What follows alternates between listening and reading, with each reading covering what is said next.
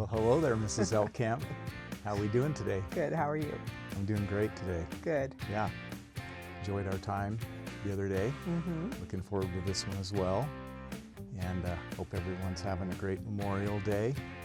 Not necessarily going to say happy because it's more of a solemn day, and we want to start off by just, saying how much we appreciate especially those who served and sacrificed and paid the ultimate sacrifice and laid down their life for Absolutely. us so that we can live in the greatest country in the world and enjoy the freedoms that we have.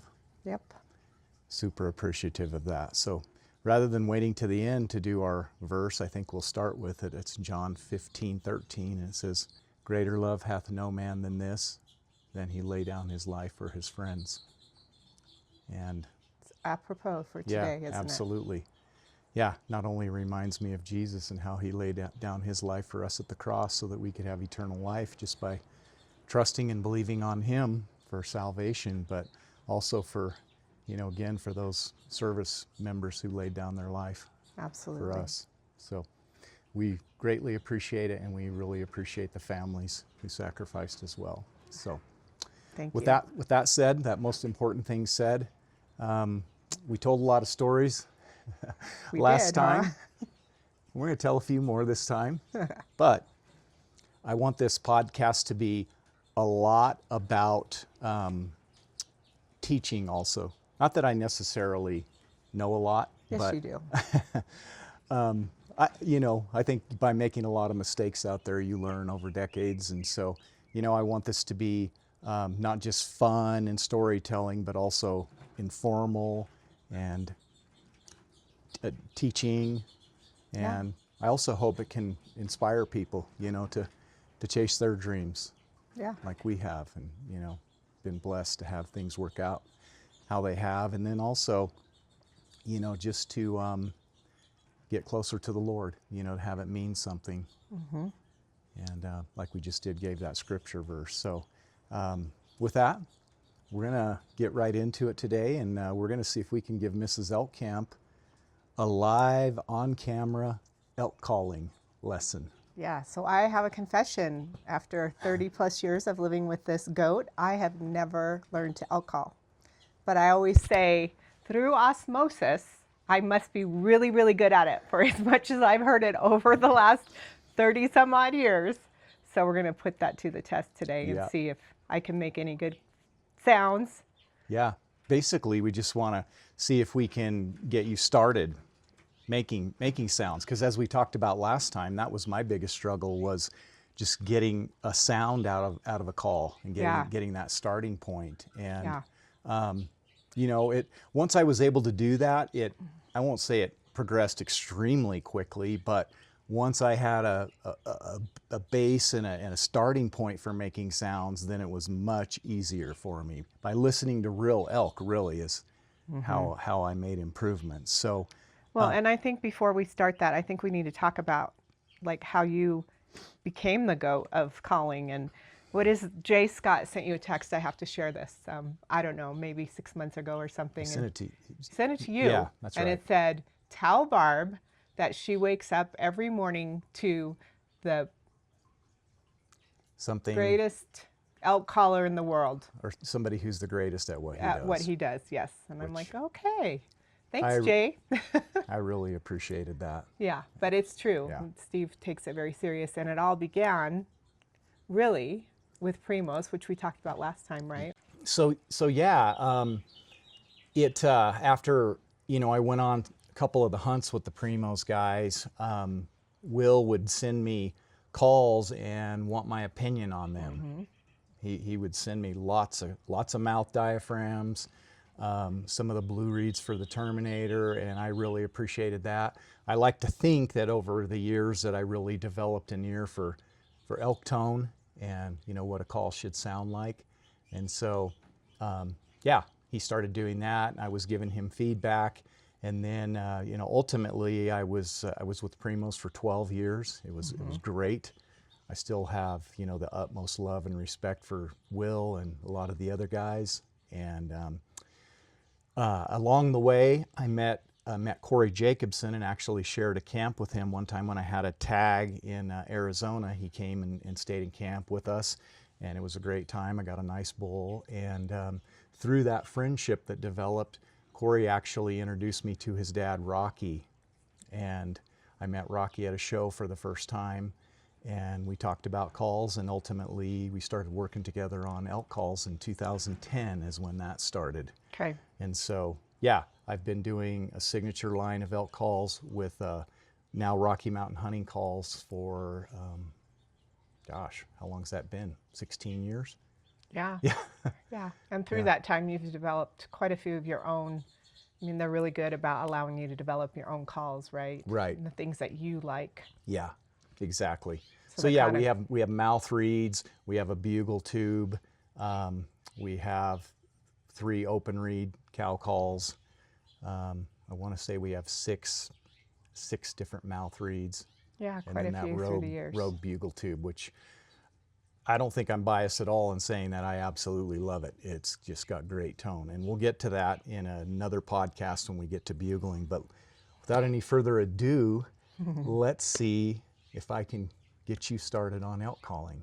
Okay, so if you're going to teach me the same way you would teach anybody else, right? Yeah. Because I don't know anything. Yeah. So this is like the beginning lesson. Absolutely. Okay. So first, I'm not even going to get a call out yet. We're not even going to get a call out yet. So what I want you to do first is when I talk about your palate, do you know what I'm talking about? The Yes, top I of know your what a palate is, top honey. of your mouth. I knew you did. So what I want you to do is I want you to put your tongue and just gently place it up on your palate.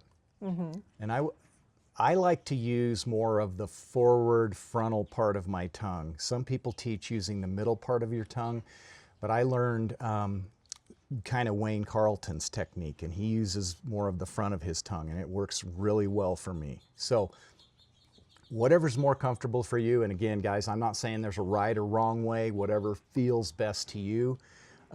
So with your tongue up against the top of the roof of your mouth, I want you to originate air from down in your stomach like if you were singing or playing a musical instrument. And as you bring it up, it should sound something like this. Can you do that for me? Okay. Don't push too hard, just nice and relaxed. Okay.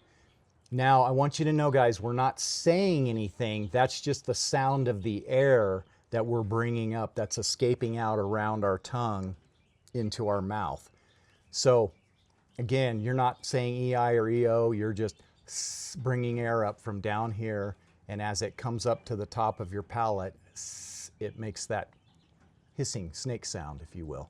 So what I want you to do now, Mrs. Elk Camp, I'm going to do it with you. I'm going to get out my yellow cow call here, which is called the Boss. Nothing to do with Bruce Springsteen. These are both by the same? Yeah. Okay. Yep. Okay. And the first thing you want to do, guys, with a mouth diaphragm is you don't want to try to blow it dry with the latex dry. First, you want to put it in your mouth with the horseshoe facing out, palate plate facing up. Yep. Okay. Like this. First, put it in your cheek and get it just a little bit damp. Okay. Put it in your cheek. Okay. Okay.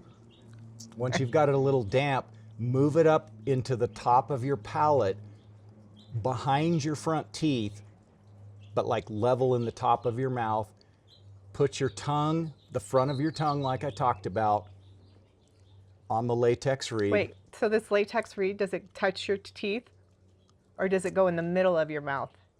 I would say in my mouth, it's probably 1/4 of an inch back behind my teeth. So it doesn't touch your teeth? No. Should it like fit perfectly up into your palate? Ideally, it should fit well. So that brings up a good point. Thank you for saying that. Everybody's mouth is different. So some people have a wider palate. Some people have just, you know, what I call just a normal palate. And then some people have a narrow, tall palate. I have a narrow, tall palate. So not every call is going to be perfect for Right. everyone. So with that said, my calls may not be perfect for you because I have more of just what I call just a normal rounded palate. So what I would advise people to do if they're getting air leakage when they start to blow these calls, if you get a bunch of air leakage, you're probably going to want to try to experiment with some different calls until you find one that fits better and you don't get that leakage. You can also try trimming a little bit if you need to, just a little bit at a time, okay? So with the call in the top of your mouth, do that. Yeah, there, you did it the first time. Okay? So you want it to kind of sound like this to start with, okay?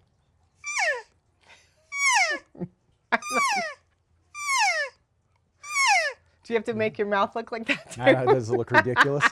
Probably. I'm not going to be able to do this. Okay. I'll try. Try it again. Remember to get a little bit wet.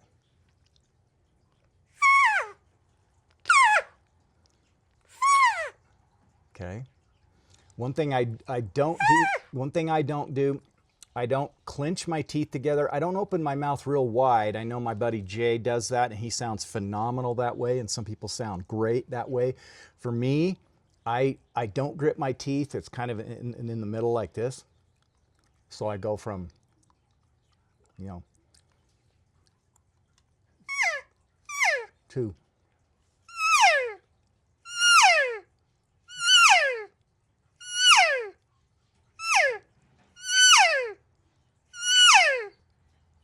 Yeah, but you're moving your jaw and stuff. Yeah. You see that I move my jaw a little bit. I'm also, what I'm doing is I'm shaping that cow sound by, I'm using just a little firmer tongue pressure on the latex. When? At the start of the call.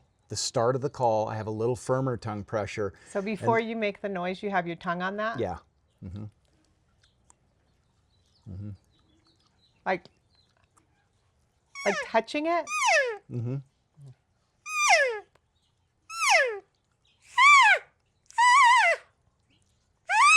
What part of your tongue are you using? Or hit the top? Okay. Well, I like it. You're getting sound right away.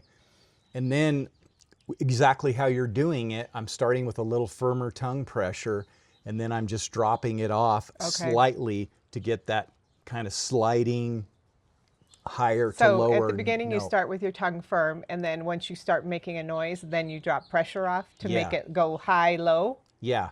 And you can even kind of use your jaw to do that. You can use your tongue or your jaw or a combination of both.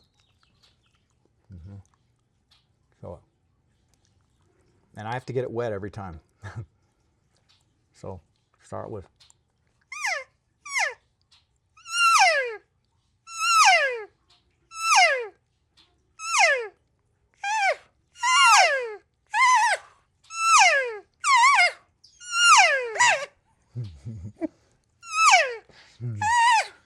That's pretty good, Mrs. Elk Camp. Hey, it took me 2 or 3 weeks. 2 or 3 weeks to even get to where you're at. So, you know, don't lose faith. And any of you out there, I'll just leave this to you. Keep it, you know, just keep it going. You know, practice makes perfect. It kind of tickles because it vibrates in your mouth. Yeah, you just have to get a little bit used to it. A lot of time, not only getting used to it, but bringing it a little more forward in your mouth. Again, I really like using, you know, the front of my tongue. I would say I flatten out my tongue in the front, but I'm using more of the front of my tongue than the bridge or the arch of my tongue. But some people use the middle of their tongue. Yes, and do very well with that. And I'm not saying that one way's better than the other. Just do what works for you. Try it again. Yeah. I'm telling you, you could call bulls in with that. Yeah, you could call bulls in with that. You know, I hear, do for you. I hear people talk about, you know, what's the best call to use in the woods? What calls should you not use? Well, I say this, I don't go to the woods with any set mindset on necessarily a game plan. I go in with an open mind. And one thing you have to realize is most of the bulls that you're going to encounter out there, by and large, are satellite bulls. They're bulls without cows. So why wouldn't you want to blow a cow call at bulls like that? Because they don't have a herd. They don't have cows who are going to get potentially turned off by that cow call and take the bull away. No, a satellite bull is going to come readily to that. Yeah, they're pretty desperate, right? So you don't have to be so perfect, right? You don't have to be so perfect. And a cow call is non-threatening to a satellite bull. It's, you know, it's honestly, in all my years, I know people see me calling in bulls with bugling and the lip ball bugle, but over the years, cow calling has been it for me by and large. So you feel like if you can master a cow call, then you can do well in the woods. You can call in more elk than you can imagine. And if you had to choose one reed, it would be this one. Right now, currently, yes. What's it called? It's called the Boss. Again, I'll Boss. say no relation to Bruce Springsteen. Right. But I really like my Elk Camp reed, which is an orange reed for cow calling. What's different about it? It's got just a slightly, this one has a slightly tighter stretch than the Elk Camp reed. So it's higher pitched? This is slightly higher pitched, ever slightly. So a diaphragm, the sound out of a diaphragm is dictated by, not only the frame design, but also the latex width within the frame, the latex thickness. Do you have your other ones with and the you? latex stretch, yeah. But you didn't bring me any. Well, because we're not going to bugle today. That's why. So do you only use the other ones for bugling, and this is like your primary calling reed? I could actually reed? cow call on this, but it's really designed. It's really, did I say bugle? I could bugle on this, but it's really designed to cow call the best. Well, I didn't know This one, the El Grande, is what I use for bugling. Now it's stretched tighter. It's got a tighter stretch, and so it's going to be what's great Elk for, Camp? Kind of a multi-use one? Same thing. I could bugle on it, but it's stretched a little bit looser than this Boss, so it's got a little bit lower tone, a little more medium tone. So how do you know which one to use? Just depends on your Just mood. by my ear.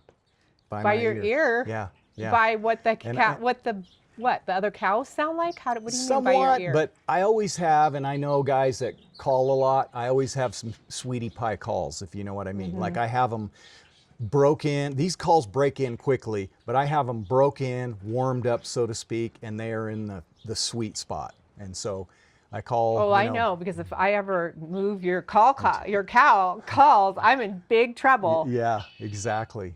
Yeah, okay. So just to summarize, this is for cow calling only. For me, I mean, you can bugle on this call as well, but I like keeping it sweet for cow calling, because if I pound on this with bugling, over time, I'm going to stretch that latex out. And these calls do have a shelf life. And I'm glad you asked that, because with these calls, you want to keep them in a cool, shady place. Some guys will even put them in the refrigerator in the off season. I don't go to that extent, but I do keep them in a because he knows they get thrown cool, out. shady drawer. I don't carry them around and leave them in my truck, because this latex will, degrade over time. Okay, so this is cow calling. The other two, the Elk Camp, this is the Boss. The Elk Camp and the... we have the Tines Up, which I like also for bugling and cow calling. That's a utility call, if you will. And then we have a Royal Point, which is a blue reed. It's got a tight stretch. It's great for real high-pitched bugling and chuckling, which we'll demonstrate on a later podcast. So does it kind of depend on your own preference? Like maybe this is like a little high for me or whatever. Yeah. Do I just get them all and go, okay, I'm going to try them all out. Which one's easiest for me to blow? Is that the kind of the feel that you get, or no? Not to oversell people on it. I don't want to be sales pitching people, but I will say this. There's some people who will take this yellow reed and they'll say, I love this for bugling. And if that's true for you, but as knock a your beginner, socks off with it. Yeah. As a beginner, as a guideline, use this for cow calling. Absolutely. As a beginner, as a guideline, use one of the other ones for bugling. But we'll talk about bugling like the El another Grande, day. the purple one. And guys, another thing I want to say is a lot of times on the packaging, it will say something like, intermediate, novice, advanced. Don't pay too much of attention to that. Just being totally honest with you. What matters is how it blows for you and what a call sounds like for you. But truthfully, because I'm just learning, none of them are going to sound great. So just pick one until you get decent with it and you can make different noises, right? And then you can put the other ones in your mouth and go, oh, this one's way easier to use than this one. But for me, for now, if you're just beginning, use this one, right? Yeah, there's probably not going to be a huge difference for you as far as the stretches maybe. Kind of like a tennis racket. Like you can use the Walmart one when you're learning, right? Yeah. When you get better, you want to buy something a little bit more. Sure. Yeah. So Skiing, same type thing. Any sport, exactly. Same concept. Okay. I totally agree with that. But this is a very good, like, starting point to advanced call all the way. Okay.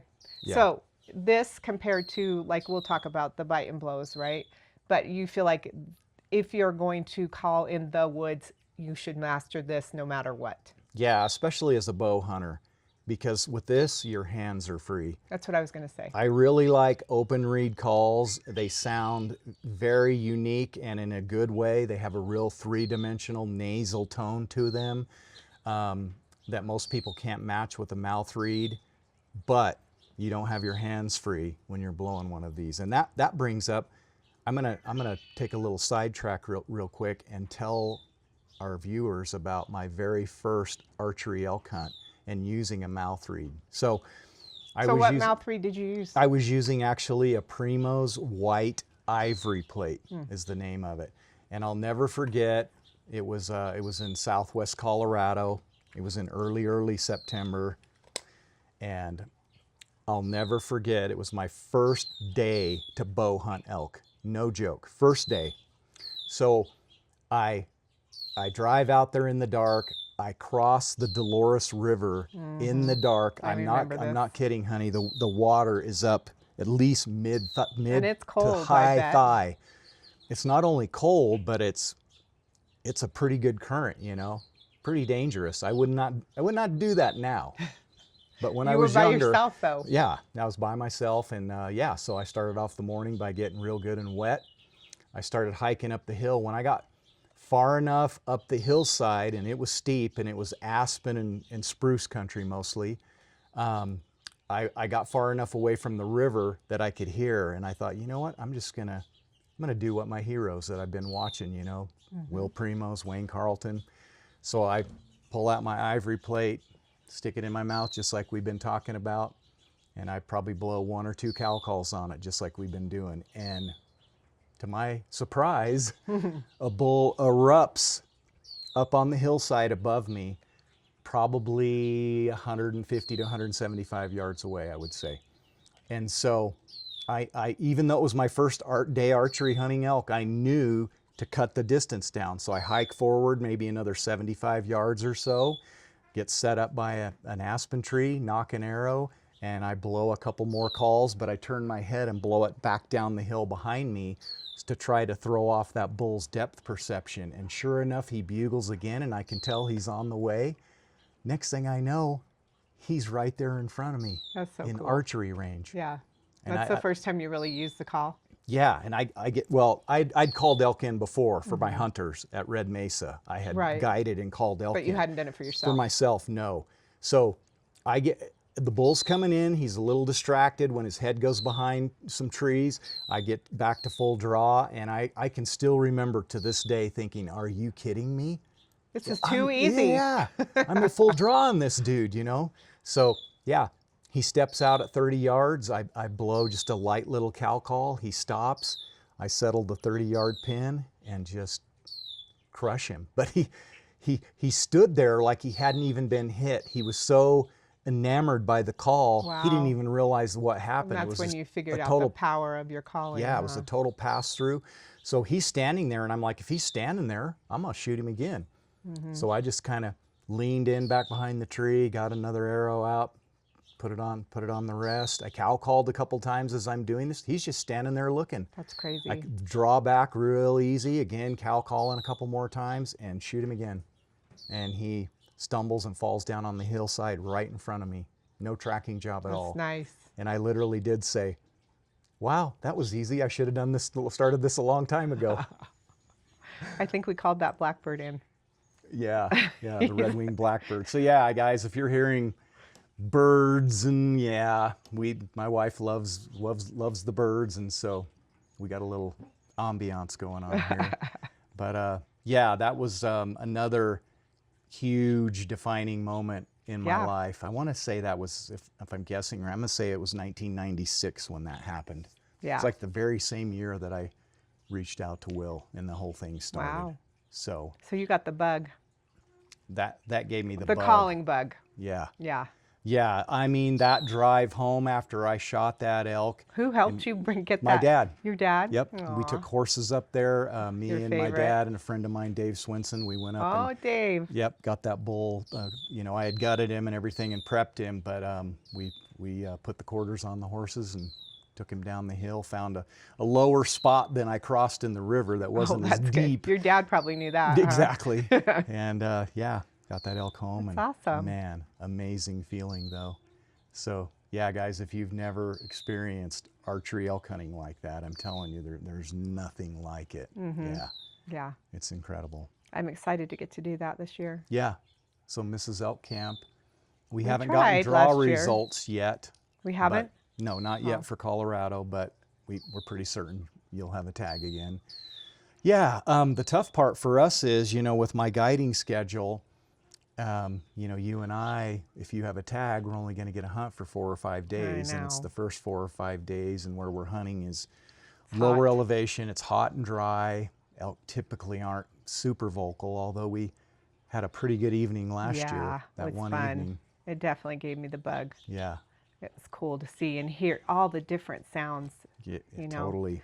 Red Mesa is so unique in that you hear, and that's how you got so good, is that being able to be in the middle of them and hearing all those sounds that they make, you know, that's huge. Yeah, it makes a big difference Mm-hmm. because you know what you're trying, what the goal is. You see the behaviors, that how they react to it. So you're And- like, okay, I want that one to come to me, so I'm going to do this because that's what they do in the And wild. you just get an ear for their tone. Yeah. So when you blow a call, you can listen to yourself and compare it to that. Today I didn't want to overwhelm you or everybody else with a bunch of different sounds. So there's, you know, there's the standard cow call, which I blew. Which just like we an just did. assembly mew, some people Right. call it. I just call it a standard cow call, okay? You can blow excited cow calls. You can blow what I call the Esther scream. You can blow calf calls, which is a great sound to make out there. But instead of making everybody drink out of a fire hose or a fire hydrant today, let's keep Yeah. it there at the cow calling. Start everybody off there, and then we'll just move along and progress from there. What do you say? Yeah, I mean, you know, that's probably all I'm going to do anyway. But I'll be your cheerleader, okay? Maybe we'll get you making some excited cow sounds Maybe. or something. Yeah, yeah. I just leave that to you. But it was fun to try. I mean, I'm not saying I wouldn't try to do it more, but it's cool. Yeah. I mean, I is. think if I was in the woods with you and I was calling and they were like responding to that, I think I'd definitely be like, whoa, I got to get better at this. Yeah, it is so cool to have a bull bugle to your calls. I mean, it just, you know, if you can say it gives you goosebumps or raises the hair on the back of your neck, it does those things. It's amazing. Super cool. Yeah, yeah, and it never gets old. Yeah. Like every year. Couple things. It's exciting for me every year, and then I'm always reminded that it's not super easy like my first archery hunt was. It's not always like that. You have to work hard for those call-ins. You Well, have to. again, the Lord works, right? He gave you that bull so that you would do what you do. Yeah. Like, oh, I want to do this. And to he just make me ordered that passionate. step, right? Yeah, to inspire me, make me passionate. Yep. I I believe that fully. Absolutely. Yeah, yeah. God is just so important. The most important thing, as I said last time Yeah. in my life, and yeah, I just feel like He has totally opened doors, closed doors in my life. You know, the best thing that He's done for me is give me salvation Absolutely. through Jesus. So, Yeah. yeah. But anyway, fun time here, Mrs. Yeah, Elk it Camp. was fun. Thanks Thank for you. teaching me a little something. Thank you for taking the plunge in front of everyone. Right? No laughing. And I think you did great. Like I said, it took me a long time to ever make a sound, so good for you. Thanks. And yeah, All great right. job. Thank you guys for joining us, and We'll see look you forward to again seeing soon. you next time. Yeah. Absolutely. Bye, guys. Bye.